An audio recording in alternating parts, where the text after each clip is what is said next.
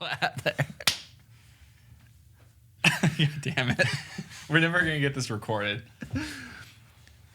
Hey guys, it's Mike back here in not the Nerd Cave, but Nick's office. God damn it. We're leaving this in. You're fucking drooling on yourself. I just sprayed my fucking computer so bad. We're leaving this one in, guys. This is the intro. We're back here in Nick's office. We've done this like here. 5 times already. Yeah, so we're just gonna roll with it. We're here today to talk about the console launches. Clearly, the pre-orders were an interesting beast of their own.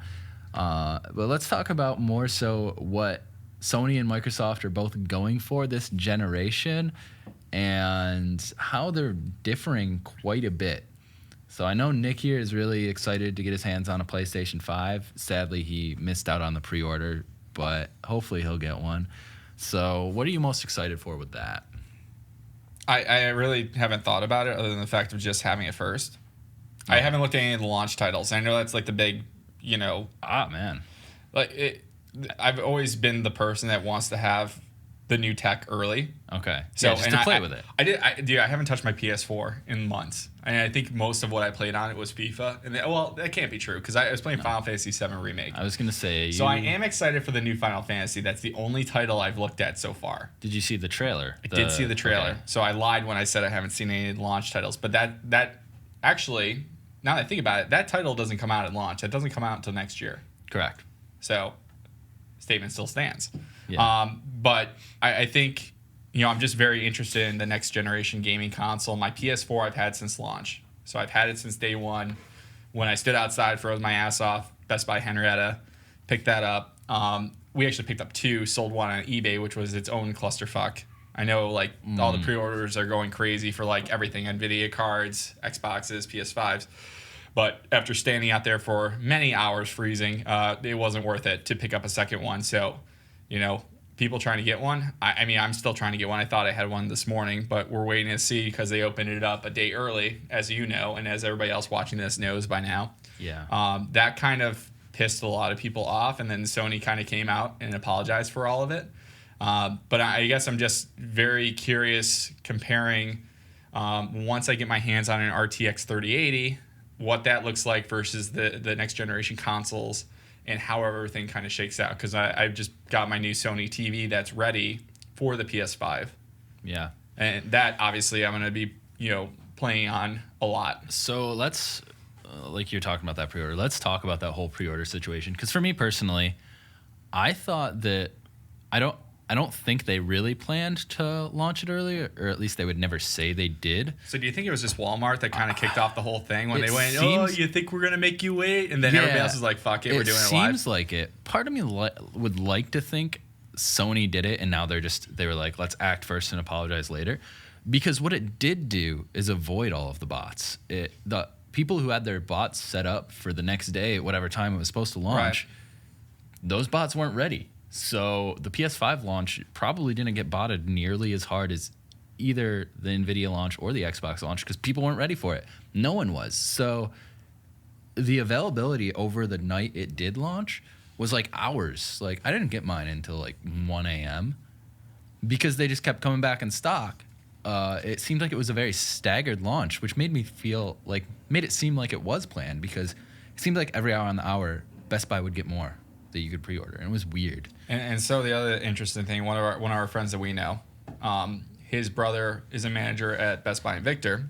He said the next day there was a huge line out the door for really 3 things: the new Mario game for Switch, the PS5 pre-order, and the RTX 3080 launch.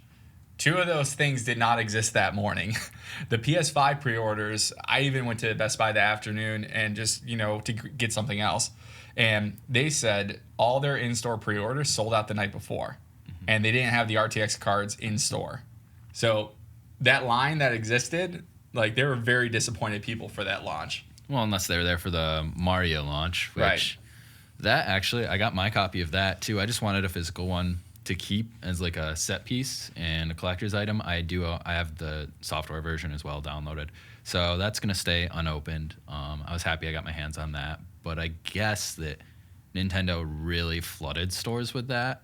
I'm sure stores are going to have them till the holidays, and it may not be that much of a hot commodity after all. when it comes to hard to get. But I do think it's still a cool collector's item either way because it's Mario. Everyone knows Mario. Yeah. So. But then onto the Xbox. Yesterday was the launch now. So wait a minute. For the Nerd Cave, I don't know if Mike said this yet. He went in on both. I did, PS5 yeah. and an Xbox. Well, So. I said I got mine at Did like you? 1 a.m., yeah. Okay. My PS5. Yeah, your PS5. So then, then the Xbox launch was yesterday. And I also grabbed a Series X actually for the Nerd Cave. And I'm planning on picking up a Series S as well. Whether it's immediately when it comes out, again around the holidays, or a little after that. But it's going to be kind of I wasn't sure if I was going to say this, but I will. It'll be a 1,000 sub giveaway item for the first 1,000 if and when I get there. Oh, so you're giving away the Series S. Yeah. Okay. Yeah, that'll be a giveaway item for if and when I get to the 1,000. Not an Xbox One X. Well, no, I'm. That a lot of people got very confused on. That's a separate story. It's We'll get funny, there, right? It's funny, but I feel bad. But yeah, we'll get to that. So either way, yeah, the Xbox Series X and S launch happened yesterday, and that one was pretty crazy as well. It does seem like sites staggered the launch, whether or not they were just broken and that's the reason they staggered it, or if it was planned, because it seemed like Targets went up at about 11:30 Eastern time. 9:30 Pacific time, and then Best Buy's went up at about 12:30, 1 o'clock Eastern Standard Time. So it doesn't seem like Microsoft kind of said you have to hold them until like this time, and then I can't tell. It seemed like they were staggered. GameStop's website was just weird. They put you in a queue, and it seemed broken, so I left that. I'm sure some of you guys might have gotten one on GameStop, but I didn't want to wait in an infinite queue that seemed like it was just refreshing and looping on its own when it told you not to refresh. So it kind of seemed like a black hole. Didn't want to deal with that. So I actually got mine first at Walmart, but it wasn't going to ship until the 12th, and I wanted it day one because why not? So as soon as they came in stock at Best Buy, I grabbed it there to pick up on the 10th, and I returned my Walmart order or canceled it. So the Xbox comes out on the 10th, PS5 comes out on the 12th. Yep. Yeah, and I have both of them for day one pickup right now. I got my orders confirmed. So pretty excited. Going to get both of them. Going to be doing videos on each one and how they work with the LG NanoCell TV that I have, because I picked that up and it has multiple HDMI 2.1 ports that can do the 4K 120, variable refresh rate, low latency, all the good stuff there. And on the videos I put up with that, which right now are my biggest videos, also the most talked about thing in those videos is how is it going to perform with the new consoles. So right away I want to figure that out as well. That's what I got it for. So we're going to I'm going to be making a couple videos with each one and just diving into exactly how each one performs specifically with that TV and just HDMI 2.1 in general. Yeah, because the other thing that we've been trying to get our hands on is the RTX 3080. And I know there were some initial reports that it seems like there's a software issue with the TVs. Yeah. That they're not using, G-Sync's not working, or something else is not functioning between. So G-Sync is working. And it's actually, my TV is having a similar issue, not the same issue that the OLEDs are having. Okay. But my TV is having an issue where when you do enable FreeSync Premium and G-Sync, once that's all enabled, Dolby Vision HDR automatically turns off and you can't adjust it, which is interesting because there are high-end games that do have Dolby Vision HDR as a feature. So if you lose that just because you want a smooth frame rate, that's going to upset people. But that issue wasn't happening pre the newest FreeSync Premium update on these TVs. When it was just regular FreeSync, there was no issue. So, I don't know, vibrating. I guess my work phone. I'm off, so. But, yeah, so that wasn't an issue before. So I'm thinking it has to be a software thing. Because when I first tested that TV, I enabled FreeSync, enabled VRR on my Xbox, and when I would launch a game, whether it was Dolby Vision or HDR10, they would both just automatically enable themselves, and VRR would still stay on, and the frame rates would be great. So, yeah, we'll see what happens there. But with that said, both consoles aren't NVIDIA. They're AMD graphics cards, and they'll just be FreeSync. We won't have G-Sync enabled, so I don't know if that'll help mitigate some of that issue, or if it won't even matter if the software updates will already be gone. Right, because supposedly my new Sony X900H is like ready for the PS5, but they also said that it might need a software update when PS5 is launched. So I have a feeling there's something that's not turned on. Yeah, But- it might be, again, a FreeSync or G-Sync compatibility issue. I would assume it's just FreeSync Premium built in there as well, and they'll update it so that it has the VRR support for the variable refresh rate stuff. But I'm sure it's probably already set up to do 120 hertz. Well, the panel itself Right. wouldn't have an update. That's just built into the panel. So something else big that happened the day before the Xbox launch. Xbox acquired Bethesda, which comes with all of the studios under Bethesda as well. And that might be, it is the biggest gaming studio purchase ever. It's one of the biggest just IPs to be purchased ever when it comes to media. I mean, Star Wars and Marvel each sold for $4 billion, and Bethesda just sold for $7.5 billion. So put that into perspective. That's huge. Like, that's nuts. So clearly, I mean, that studio, they must make a lot if they're selling for that much, and I believe it because, I mean, they have the Elder Scrolls. I mean, they've remade Skyrim 1 billion times for every console ever. You can So you can play Skyrim on your Samsung smart refrigerator if you have one, like one of the ones with the screen. So yeah, I mean, keep Skyrim. milking that cow. You know, Skyrim's going to come out for this console and probably the next 5 generations, even after Elder Scrolls 6 comes out. Because I mean, I have it on my not? Nintendo Switch, so I mean, yeah, well, why wouldn't it? I have it on PC. I have it on Xbox. Why not? So, but the Elder Scrolls 6 has already been announced. They're working on it, and it's their next gen engine, which looks really good. If you saw that preview, it's just like a fly over the world kind of thing, but it looks gorgeous. Then they have id Tech, which they make Doom, and that Doom engine is just so optimized for everything. And I think it's the Quake engine. It's the same engine. Yeah.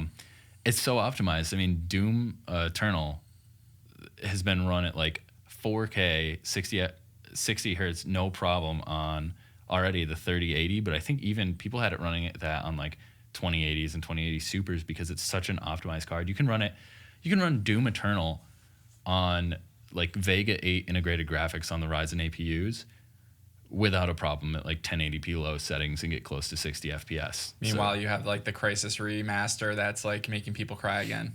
I hate that. That is so. I love Linus Tech Tips, but the video they made on that, it was clearly an advertisement that Crytek really wanted them to make. That game looks so unoptimized. It doesn't look like a next gen game. No. And it clearly isn't. They took the PS3 and Xbox 360 game and just up-resed it, changed some textures, and didn't optimize anything because they wanted it to break things. If you actually optimize that, it would run on anything, I think. It didn't look that much better. Yeah, the ray tracing in it is cool, and I'm sure that's like making a huge difference and is it's what's hurting things when you do try to run it. But yeah, I mean, people did that with freaking Quake 2. And without changing anything. The ray tracing just breaks stuff, but the game doesn't necessarily look that much better. Right. Let's get a new game on their new engine and see if they can break computers with it when it's optimized. That'll be impressive. Till then, I don't care about this remaster. I think it's kind of dumb. That's just my take. I'm sure people will disagree with it, but I'll just play it on my 360 if I want to look at that. So, yeah. You said you haven't seen too many of the trailers for the PS5 launch titles. Yeah, because I was on a meeting when they had the initial kind of peek at everything. So I saw some of the videos. I didn't listen to too much that was going on. But I did see the Final Fantasy one after the fact because I knew like right off the bat they were going to come out with that one, or at least that was the rumor. So I went back, found that one, watched that a little bit. And this one, looks very interesting. But other than that, the other launch titles I haven't paid too much attention to. I know they announced a couple different things. Like I think there was a Devil May Cry, a new one of those. It's not new, sadly. It's just Devil May Cry 5 again. Okay.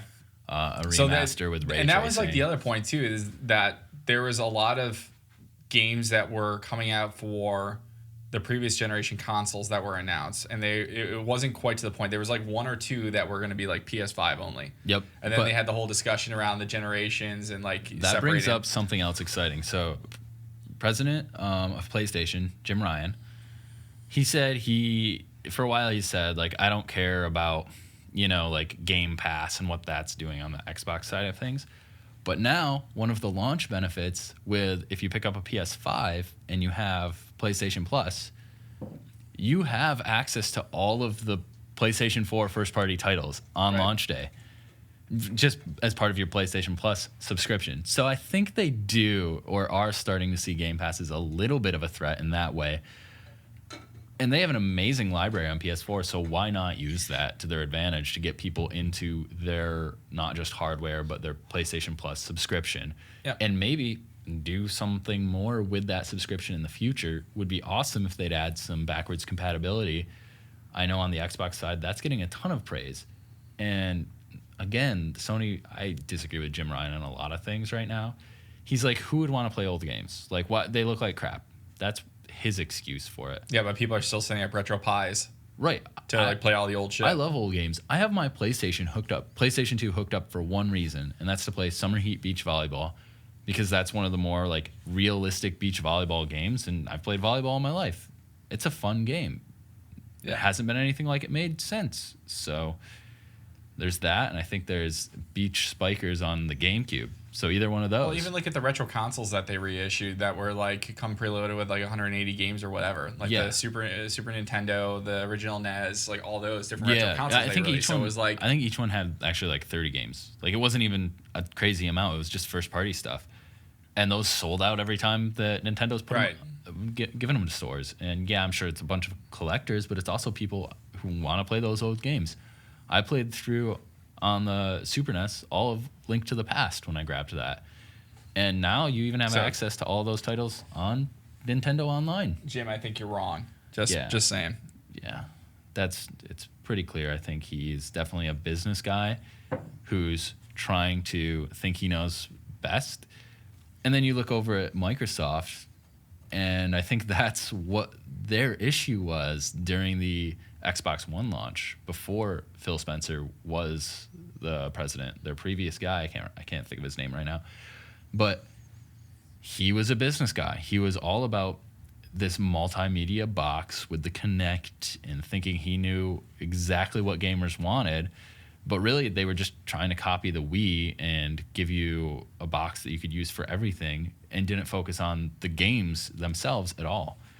Phil Spencer took over, and they've been trailing Sony ever since, but he's really been trying to get them back on track as the consumer-friendly, we make games company. And they've done a great job. You can play backwards compatible games on every system now. They have so many, all the way through original Xbox games up on Xbox One S and X now, and the Series consoles are supposed to launch with those as well.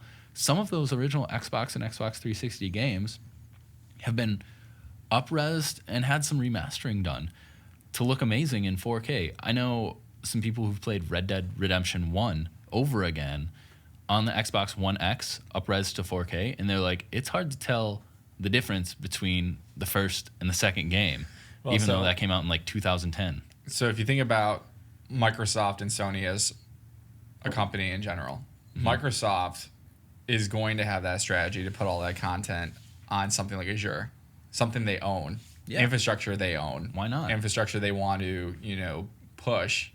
So why wouldn't they take advantage of that arm of Microsoft business? Of course, that's got to be part of their overall strategy, right? To say, we've got all this infrastructure, now let's show it off by doing this. And like, I still think of like Google Stadia. Like that thing fucking sucked when it was launched. Well, and now you bring this up. They also just launched xCloud.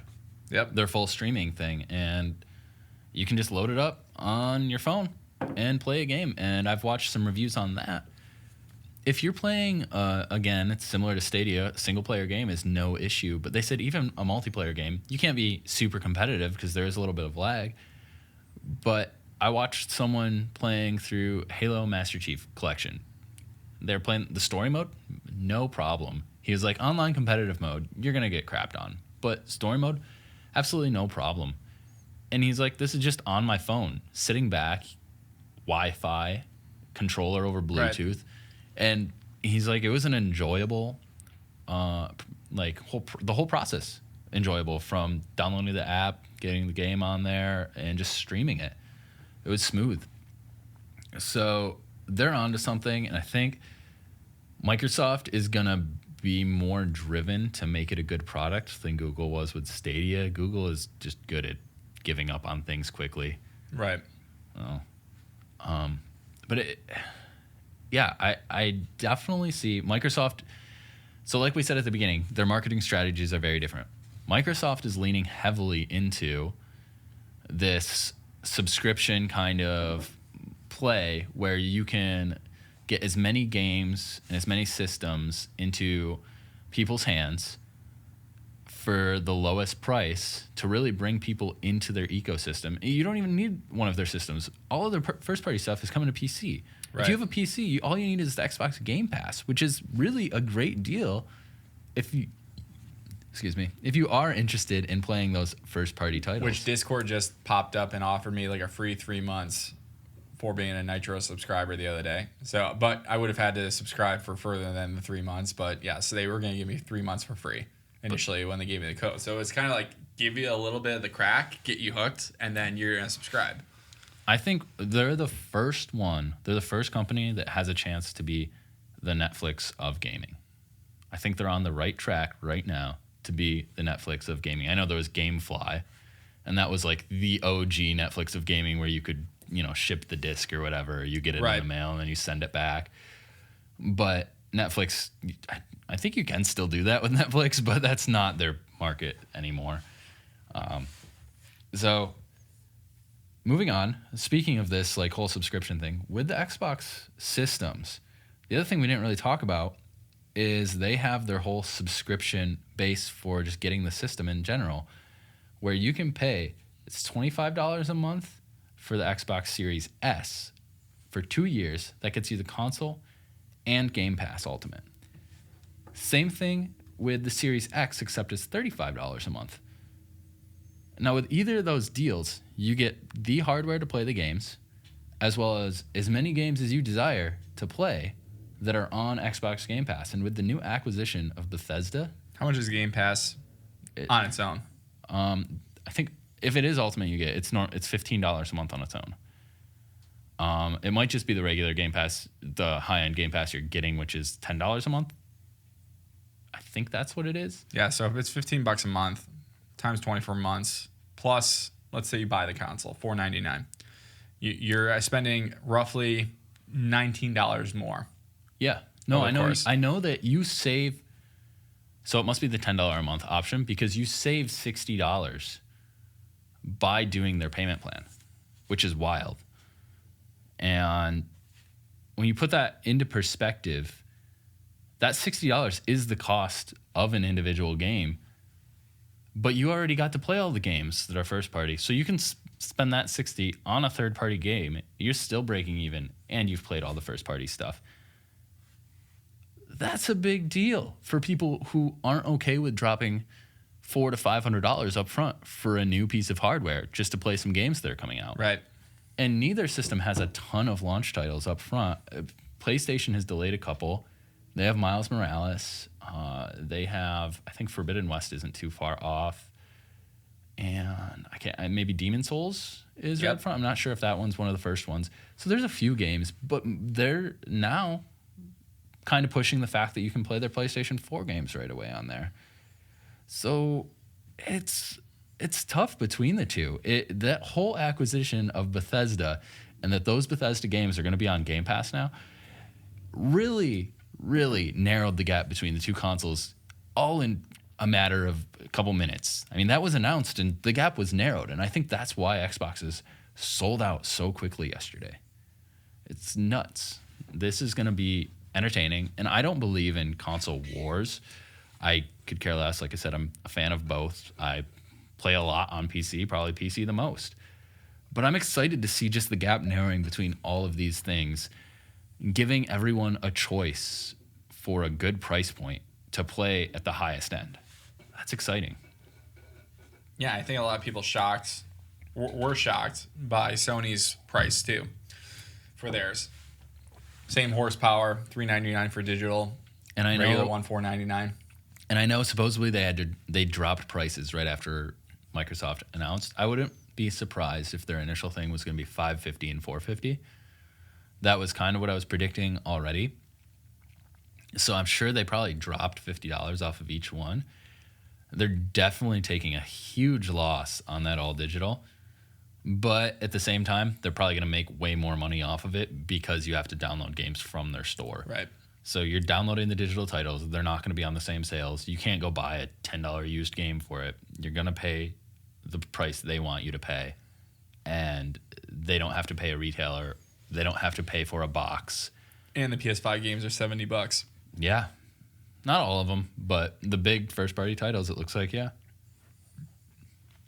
And the EA titles so far, I know those came out in 2K. I don't like EA. That hurts me. Yeah. I probably won't. I don't know of any EA games I'm going to get right away for these consoles. I think the only one under the EA name I play right now is Apex, a little on PC still. But yeah. FIFA every year, new bug. Gross. Yeah. You still play the newest FIFA usually? Not the newest because I haven't bothered in like a year or 2 years. Okay. 'Cause I was like watching some streamers and then there'd be like something that's completely ridiculous for like this terrible game breaking bug. Yeah. And like the AI would just do some stupid shit and it would take forever to fix. So I was kind of like waiting. I was like, I don't play it enough to warrant the latest and greatest because there's not like that much that has changed. Mm-hmm. And that's like how all the EA sports games are, right? Yeah. So I'm in this boat of I'm not big enough into any of the sports games. So if I ever get the desire to play one just with some friends or something, because I know they enjoy playing them, I'll go to GameStop or Game Craze or wherever and just get the like last year or 2 years ago, because as soon as the new one comes out, the previous year used drops to like $4. No one wants it anymore. So, but you're gonna have to do that with your Xbox though, because you got digital on your PS5. True. Yeah. And I don't. Whichever mind one you stick that. with. Yeah. I'll probably keep both of those. Okay. And like I said, if and when I do a giveaway, which I'm definitely going to do some sort Get of them giveaway. to 1,000. Come on. Whenever we get to 1,000. But when we get there, it'll probably be Xbox One S or Xbox Series S, not One S. The new Series S. We'll do a little drawing thing for everyone who is a subscriber at that point. So definitely, if you're interested, hit that subscribe button. But more so, if you're interested in the content. So we've got less than a minute. So yeah, I figured that was kind of a good place to wrap up. No, it's an exciting launch. I'm definitely going to be doing a little more content on it. Probably, I might do one of these conversation videos just on my own. But yeah, talking about the titles and the excitement up to this, and definitely seeing how they work with the new TVs. But that's it. It was fun. Cheers. We'll see you guys in the next one. Yeah. See you.